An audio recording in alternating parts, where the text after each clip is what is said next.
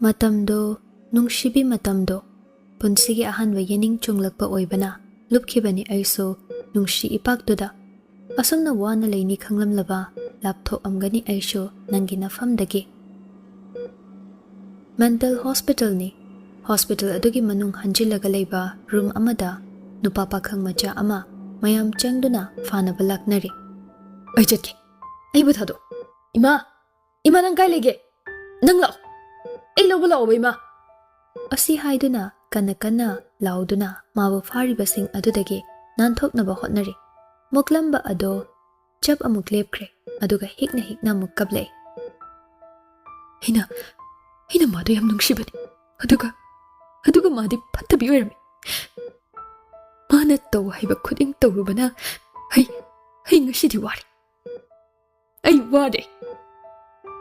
khanglaw amuk lawrakpani manakta leiriba nurse nupi aduna tumthanaba hidak kapsinki khudaktoda hidak adugi mayaina tapna gyan mangkhre nupado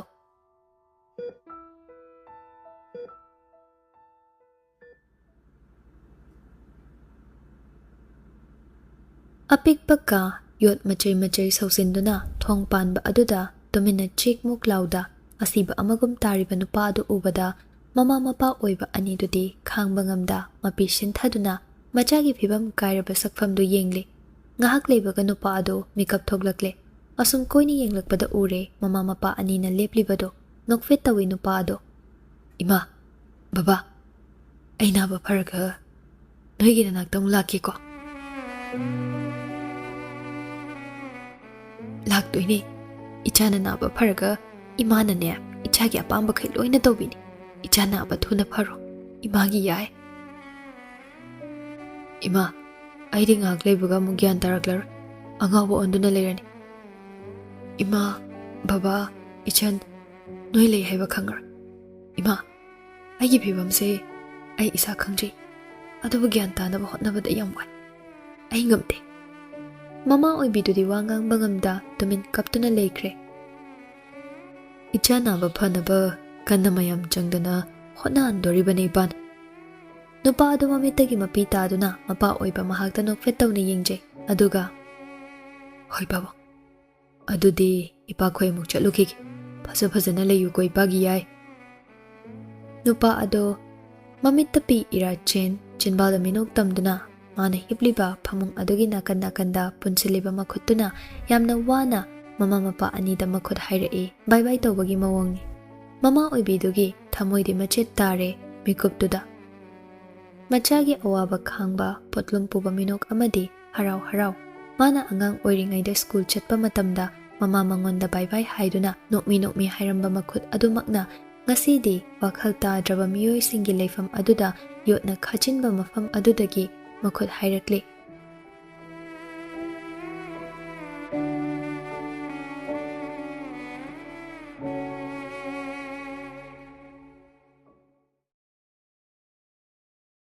matam kharagi matungda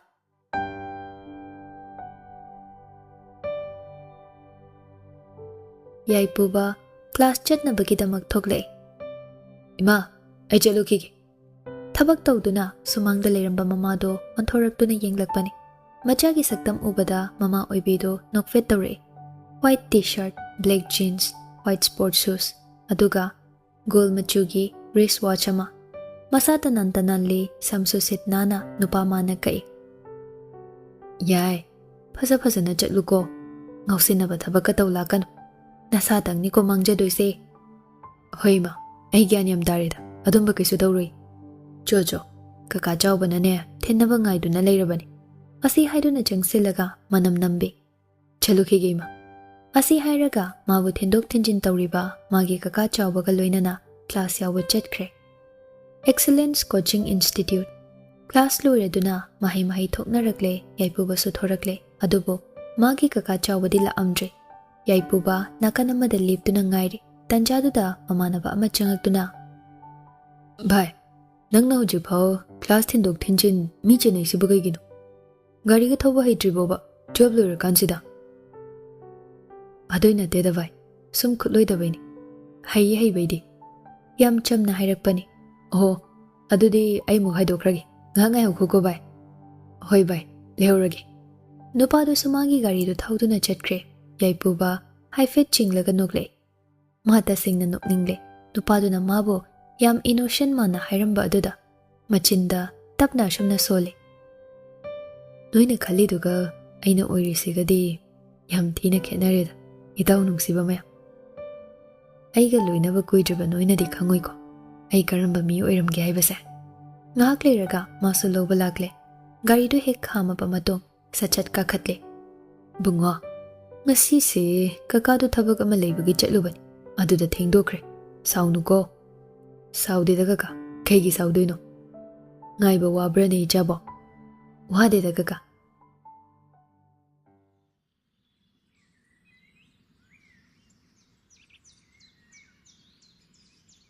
ꯍꯥꯏ ꯁꯅꯥ ꯇꯥꯕ꯭ꯔꯣ ꯅꯪꯕꯣ ꯍꯦꯟꯊꯣꯏꯁꯅꯥꯅ ꯑꯧ ꯇꯥꯔꯦ ꯇꯥꯔꯦ ꯐꯤꯔꯣꯜ ꯁꯨꯔꯤꯌꯦ ꯏꯃꯥ ꯅꯪꯕꯨ ꯏꯃꯥꯒ ꯋꯥꯔꯤ ꯑꯝꯇ ꯁꯥꯁꯤꯅꯦ ꯁꯤꯗ ꯁꯨꯝ ꯁꯥꯔꯁꯦ ꯏꯃꯥ ꯀꯩ ꯍꯥꯏꯅꯤꯡꯕ ꯂꯩꯒꯦ ꯅꯪ ꯍꯌꯦꯡ ꯆꯠꯈ꯭ꯔꯅꯤ ꯑꯗꯨꯒꯤꯅꯦ ꯋꯥ ꯈꯔ ꯍꯥꯏꯅꯍꯧꯅꯕ ꯇꯧꯕꯅꯤ ꯍꯣꯏ ꯌꯥꯏꯌꯦ ꯀꯔꯤꯅꯣ ꯅꯪꯅ ꯍꯣꯁꯇꯦꯜꯗ ꯂꯩꯔꯔꯣꯏ ꯍꯥꯏꯔꯤꯁꯤꯅ ꯏꯃꯥ ꯑꯩꯈꯣꯏ ꯁ꯭ꯀꯨꯜꯒꯤ ꯍꯣꯁꯇꯦꯜꯗꯣ ꯄꯩꯁꯥ ꯌꯥꯝ ꯆꯥꯎꯏ ꯑꯗꯨꯒ ꯆꯥꯛ ꯏꯟꯁꯥꯡꯁꯨ ꯍꯥꯎꯇꯦ ꯂꯩꯕꯁꯨ ꯅꯨꯡꯉꯥꯏꯇꯦ ꯑꯗꯨꯒꯤꯅꯤ ꯑꯗꯨꯗꯤ ꯀꯗꯥꯏꯗ ꯂꯩꯕ ꯇꯥꯔꯦ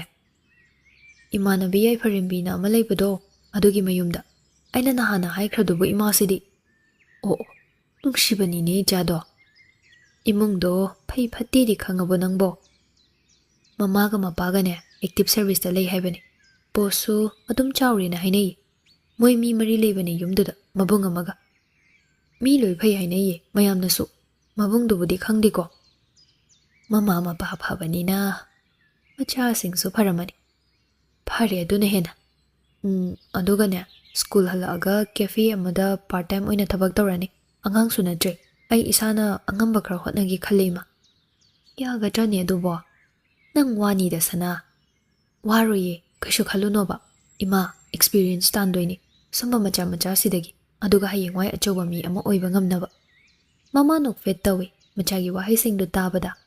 ꯍꯣꯏ ꯍꯣꯏ ꯆꯦꯛꯁꯤꯟ ꯇꯧꯒꯗꯕꯅꯤ ꯊꯕꯛ ꯈꯨꯗꯤꯡꯃꯛ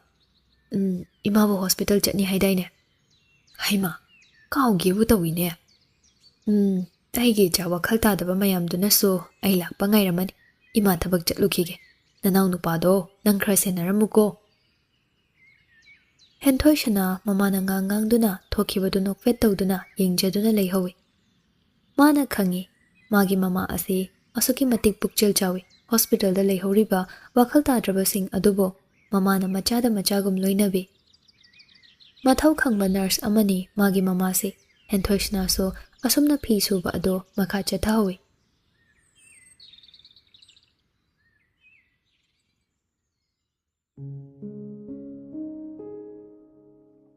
ꯃꯊꯪꯒꯤ ꯅꯨꯃꯤꯠꯅꯤ ꯍꯦꯟꯊꯣꯏꯁꯅꯥ ꯉꯁꯤ ꯌꯥꯏꯐꯔꯦꯝꯕꯤ ꯍꯣꯏꯒꯤ ꯃꯌꯨꯝꯗ ꯆꯠꯅꯕ ꯂꯣꯏꯁꯤꯜꯂꯤ ꯁꯅꯥ ꯅꯪꯕꯨ ꯂꯣꯏꯁꯤꯟꯕ ꯂꯣꯏꯔꯕꯣ ꯍꯣꯏ ꯂꯣꯏꯔꯦ ꯏꯃꯥ ꯆꯦꯆꯦꯅ ꯊꯤꯟꯗꯣꯏ ꯅꯠꯇ꯭ꯔꯣ ꯊꯤꯟꯅꯤ ꯍꯥꯏꯕꯅꯤ ꯕꯨꯡꯉꯣꯁꯨ ꯍꯌꯦꯡ ꯆꯪꯉꯅꯤ ꯍꯥꯏꯗꯥꯏ ꯕꯣꯔꯗꯤꯡꯗ ꯃꯥꯕꯨ ꯀꯥꯏ ꯂꯩꯒꯦ ꯂꯩꯈꯤꯕꯅꯦ ꯏꯃꯥ ꯀꯧꯒꯦ ꯑꯁꯤ ꯍꯥꯏꯔꯒ ꯑꯣ ꯕꯨꯡꯉꯣ ꯇꯥꯕ꯭ꯔꯣ ꯅꯪꯕꯣ ꯅꯆꯦ ꯁꯅꯥꯅ ꯀꯧꯔꯤꯌꯦ ꯑꯝꯇ ꯂꯥꯎꯅꯤ ꯁꯤꯗ ꯍꯦꯟꯊꯣꯏꯕꯁꯨ ꯇꯥꯔꯗꯨꯅ ꯆꯪꯂꯛꯏ ꯀꯩ ꯍꯥꯏꯒꯦ ꯏꯃꯥ ꯑꯩ ꯀꯧꯔꯤꯗꯣ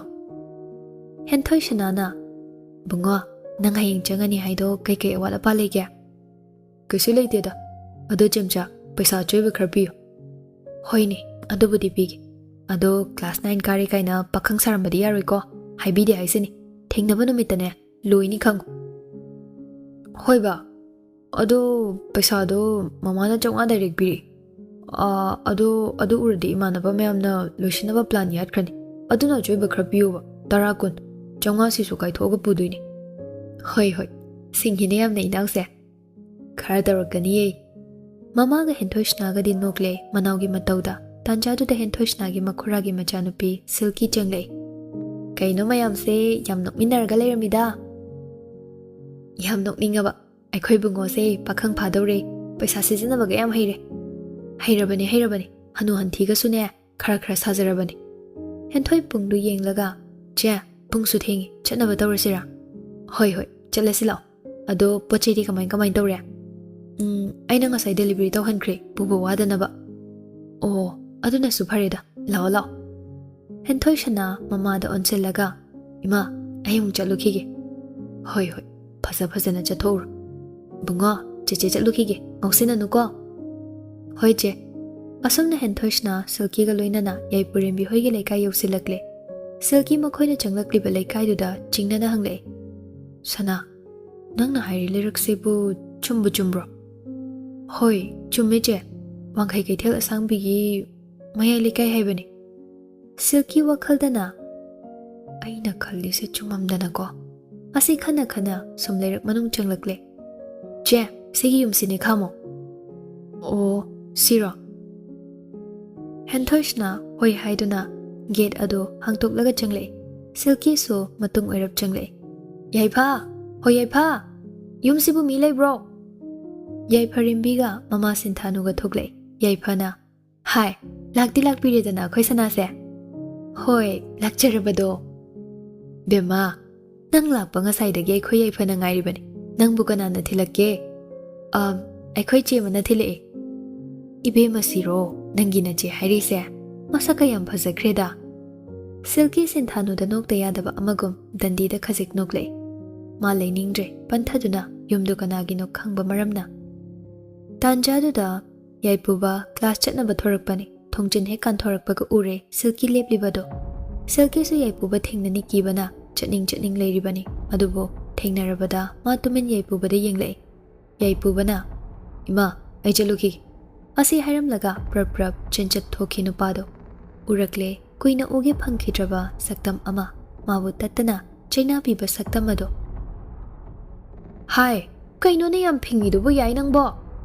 asi haiduna lauraga lehore silki masana mara laluba oiba maramna kuina leithaba ngamdre henthoi che chaluki ge thabaga to pale howeba haima chaga thakisine bema ngahak phamaga yani daima kona mukthase ai ngasigi di thabak athobam leireba hoi ichagi thabak lei haibado phasana hek chathoro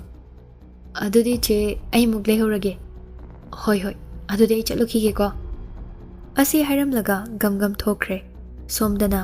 wangang ba thoktana mayumdagi thoklakpani yai pubado class yawba phau nangdre ma sor funggalaktuna